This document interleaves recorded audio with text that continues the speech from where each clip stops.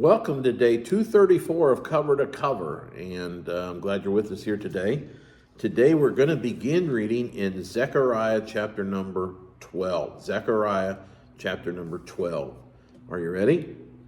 The burden of the word of the Lord for Israel, saith the Lord, which stretcheth forth the heavens, and layeth the foundation of the earth, and formeth the spirit of man within him. Behold, I will make Jerusalem a cup of trembling unto all the people round about, when they shall be in the siege both against Judah and against Jerusalem.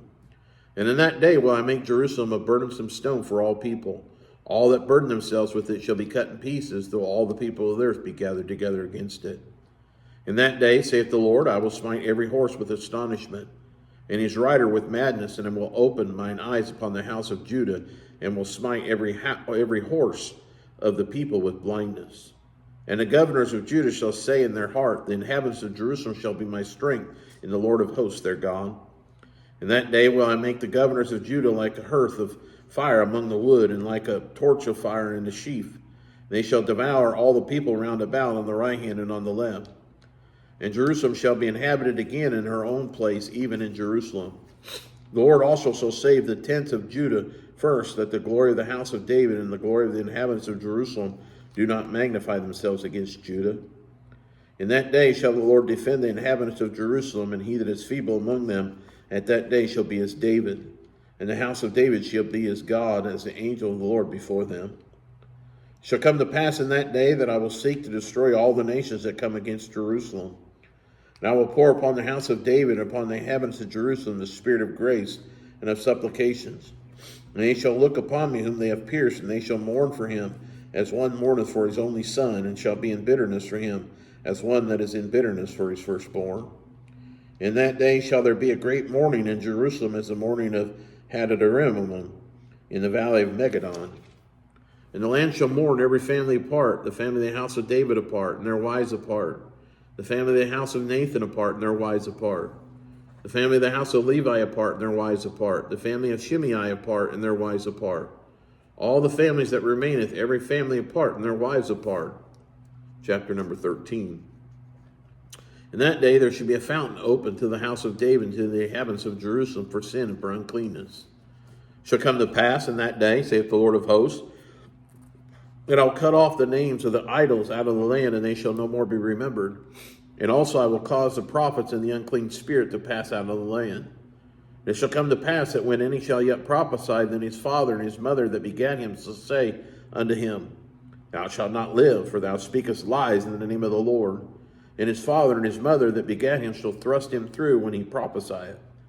And it shall come to pass in that day that the prophet shall be ashamed every one of his vision when he hath prophesied, neither shall they wear a rough garment to deceive.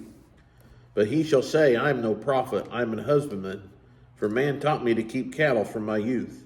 One shall say unto him, What are these wounds in thine hands? And he shall answer, Those with which I was wounded in the house of my friends. Awake, O sword, against my shepherd, and against the man that is my fellow, saith the Lord of hosts.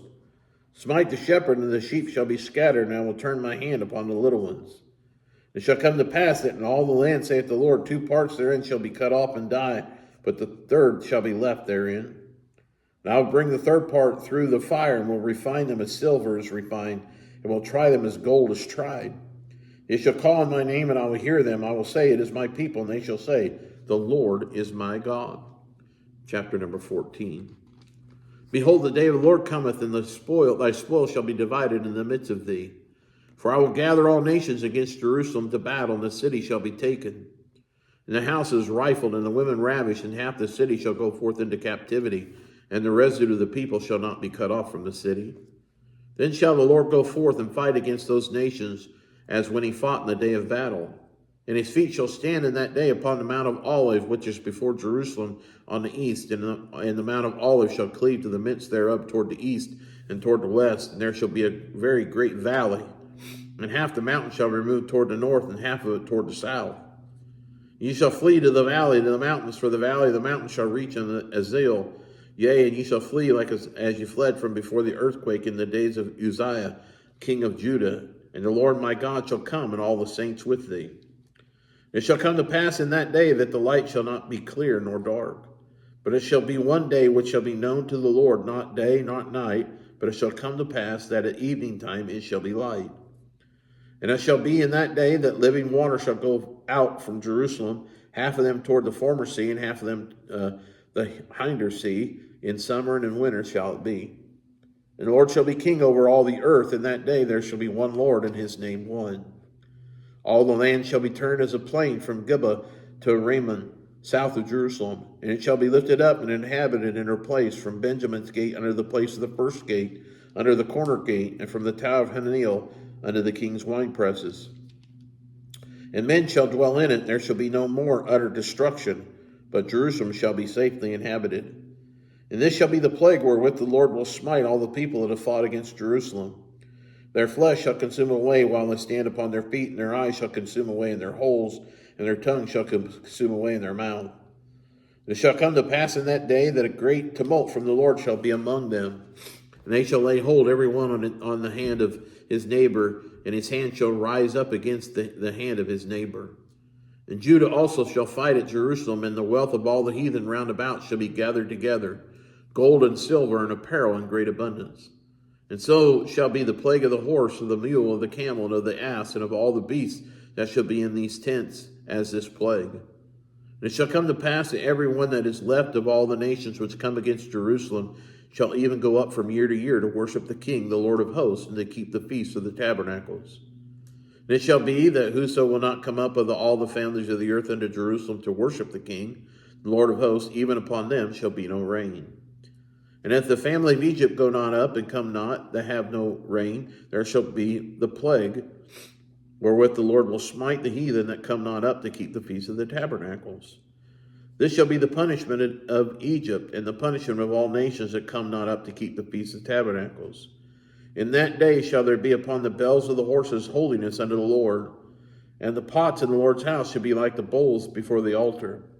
Yea, every pot in Jerusalem and in Judah shall be holiness unto the Lord of hosts, and all they that sacrifice shall come and take of them and seethe therein. And that day there shall be no more the Canaanite in the house of the Lord of hosts.